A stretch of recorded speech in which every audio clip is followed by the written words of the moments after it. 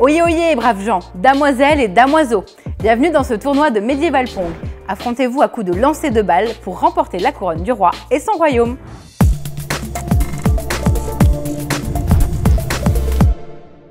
Votre seigneur voisin l'a affirmé. Cette fois, c'en est trop, messire. Cette querelle a assez duré, je vous lance un défi.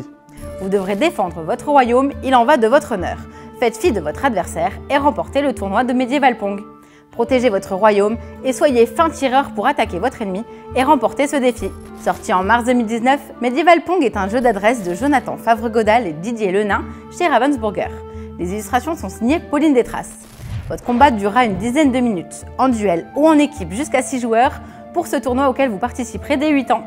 À la tête de votre royaume, comprenez derrière les 9 tours qu'il compose, vous tenterez par de multiples lancers de balles de conquérir le royaume voisin et d'être déclaré vainqueur.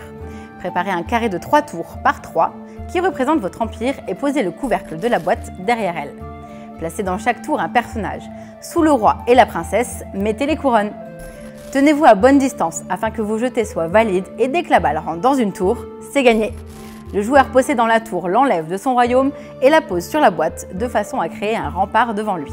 Les personnages disposent chacun de pouvoirs différents. Dans un premier temps, vous jouerez avec les personnages de base, vous en avez donc 9.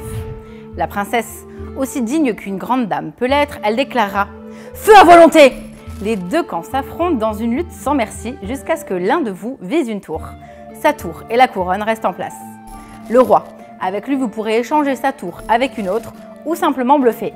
Encore une fois, la couronne reste. Le dragon, ne touchez à rien, il est en colère. Sa tour et son jeton sont maintenus en place, il est immortel. Ce sera donc toujours le même rituel si vous tombez sur lui. Le défenseur a droit à un lancer classique, mais s'il le loupe, il devra supprimer une de ses propres tours. L'architecte, sa tour ne sera pas défaussée, mais vous servira de toit une fois mise à l'envers sur une autre. La voyante, je vois la position du personnage de votre choix. Le fantôme, vous sentez son souffle dans votre cou. Vous devrez lancer la balle en la plaçant au creux de votre main et souffler dessus. Le forgeron, vous lancerez 2 balles dans la même main à votre prochain lancer. Le canonnier, prenez sa tour, mettez la balle dedans et tirez votre boulet de canon. Le magicien aveugle, fermez les yeux, vous voilà aveugle, faites votre lancer.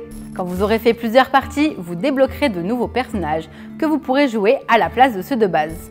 Vous aurez ainsi le ninja, l'archère, le chevalier aux 2 épées, le garde, le chasseur et la catapulte.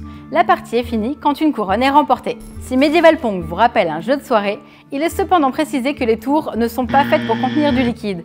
Ne les utilisez donc pas pour boire. Enfin, moi je dis ça, mais je n'ai pas besoin d'un breuvage qui m'ajouterait un handicap supplémentaire.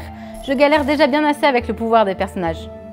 C'est un jeu d'ambiance affiché à une vingtaine d'euros qui provoquera de bons fous rires dans des moments partagés en famille ou entre amis. Ça y est, le tournoi prend fin.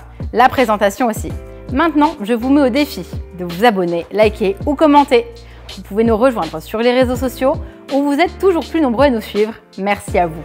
À bientôt et amusez-vous bien.